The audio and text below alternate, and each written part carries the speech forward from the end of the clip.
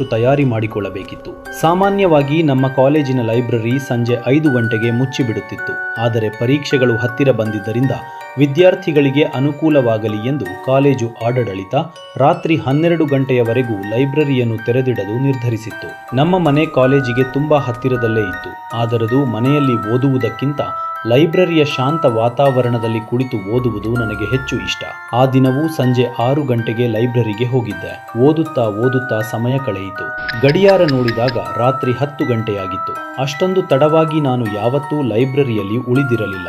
ಸಾಮಾನ್ಯವಾಗಿ ರಾತ್ರಿ 8 ಗಂಟೆ ವೇಳೆಗೆ ಮನೆಗೆ ಹೊರಡುತ್ತಿದ್ದೆ. ಆಗಲೂ ಒಬ್ಬಿಬ್ಬರು ವಿದ್ಯಾರ್ಥಿಗಳು ಕಾಣಿಸುತ್ತಿದ್ದರು. ಆದರೆ ಆ ದಿನ ಇಡೀ ಲೈಬ್ರರಿ ವಿಚಿತ್ರವಾದ ಮೌನದಲ್ಲಿ ಮುಳುಗಿತ್ತು. ಆ ಮೌನದಲ್ಲಿ ನನ್ನ ಉಸಿರಾಟದ ಶಬ್ದವು ಸ್ಪಷ್ಟವಾಗಿ ಕೇಳಿಸುತ್ತಿತ್ತು. ಇನ್ನೂ ಕೇವಲ 15 ನಿಮಿಷದ ಓದು ಮಾತ್ರ ಬಾಕಿ ಇತ್ತು. ಸರಿ, ಇದನ್ನೂ ಮುಗಿಸಿಕೊಂಡು ಮನೆಗೆ ಹೋಗೋಣ ಎಂದುಕೊಂಡೆ. ಮತ್ತೆ ಪುಸ್ತಕದ ಕಡೆ ಗಮನ ಹರಿಸಿದೆ. ಆದರೆ